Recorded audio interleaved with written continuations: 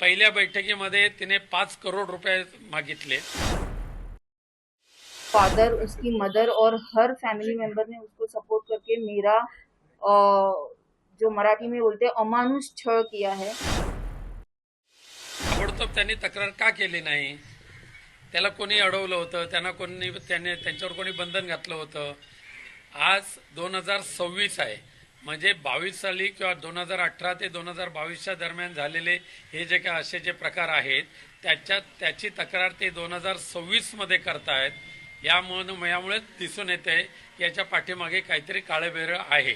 आणि हे सगळे गैरप्रकार होत असताना त्याने स्वतः तक्रारीमध्ये लिहिलेलं आहे की त्या प्रत्येक वेळेला माझे आई वडील माझ्याबरोबर असायचे आणि मग आई वडिलांच्याच संरक्षणामध्ये असणारी गिरिजा तिला त्याच वेळेला ह्या अघोरी प्रकाराच्या विरुद्ध आवाज उठवण्याची संधी होती किंवा तक्रार करण्याची संधी होती, परंतु त्यांनी 26 पर्यंत हे का दाबून ठेवलं हा विषय आहे।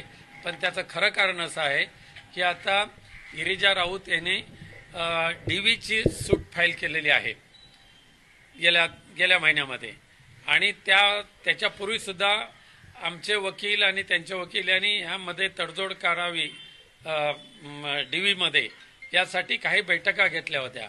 पहिल्या बैठकीमध्ये तिने 5 करोड रुपये मागितले आणि 3 रूमचा घर मागितलं, 3 रूम किचन फ्लॅट, त्याचबरोबर ऑटोमॅटिक गाडी मागितली आणि तो फ्लॅटसुद्धा विथ टेरेस फ्लॅट असायला पाहिजे अशा पद्धतीची मागणी केली।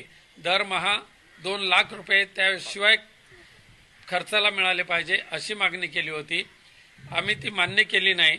मग त्यानंतर पुन्हा तिने DVचं जे नोटीस दिलेले आहे आत्ता हे माझ्या हातात आहे ते, ह्या DVच्या नोटीसमध्ये 20D प्रमाणे कौटुंबिक हिंसाचार वगैरे ते काय नोटीस दिली, त्याच्यामध्ये आर्थिक अनुतोष रक्कम रुपये दरमहा 5 लाख, तसेच कायमस्वरूपी आर्थिक अनुतोष रक्कम 10 करोड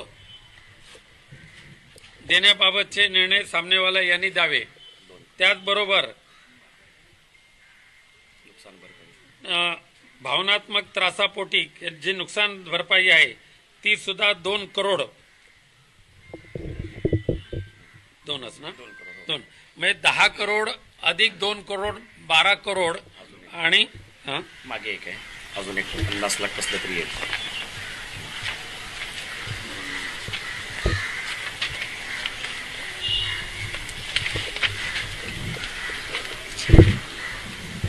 भेटत नाही, ठीक अजून आहे। एक 50 लाख त्याशिवाय म्हणजे हे 12 करोड रुपये मागितले DVच्या नोटीसमध्ये आणि त्याशिवाय दरमहा 5 लाख रुपये खर्च मागितलं। त्याशिवाय घर आणि गाडी ही मागणी तर कायमच ठेवलेली आहे आणि ही मागणी मान्य होणार नाही हे लक्षात ठेवून तिने अशा पद्धतीचे खोटे नाटे आरोप आमच्यावर केलेले आहेत आणि ते आम्हाला मान्य नाहीत। तुम्हाला पोलीस स्थानकाकडून काही संपर्क करण्यात आला? आम्ही ही बाब आता पूर्णपणे न्यायालयाच्या अखत्यारीमध्ये आहे। आम्ही सुद्धा न्यायालयामध्ये गेलेलो आहोत। कापूरवाडी पोलीस स्थानकातल्या अधिकाऱ्यांशी बोलणं झालं, ते म्हणतात की राऊत कुटुंब आम्हाला संपर्क आम्ही करतोय परंतु आम्हाला प्रतिसाद देत नाही। आम्ही इथेच राहिला आहोत आणि ठाण्याच्या सेशन कोर्टामध्ये आमची त्याच्याविरुद्ध जी आम्ही केस दाखल केलेली आहे त्याची नोटीस आम्ही कापूरबावडी पोलीस स्टेशनला बजावलेली आहे। पण अघोरी प्रथा, अंधश्रद्धा अशा प्रकारचे देखील आरोप आहेत। नाही, अघोरीच्या संदर्भातल्या उपचाराचं आम्ही पूर्णपणे खंडन करतो। आम्हाला ते मान्यच नाही, आम्ही त्या पंथातलेच नाही आहोत। पण तिने जे नोटीस दिलेले आहे त्या नोटीसमध्येच हे लिहिलेलं आहे की हे प्रकार होत असताना माझ्याबरोबर माझे आई वडील असायचे, एवढं स्पष्ट तिने तिच्या नोटीस तक्रारीमध्ये लिहिलेलं आहे। मग आई वडील असताना तिने अघोरी प्रकार आई वडिलांनी कसे सहन केले हे सगळे प्रश्न आहेत, त्याचे उत्तर आम्ही न्यायालयामध्ये देऊच। न्यायालयामध्ये आता आमची 23 तारीख आहे, नक्कीच न्यायदेवता आम्हाला यावर न्याय देईल अशी मला खात्री आहे।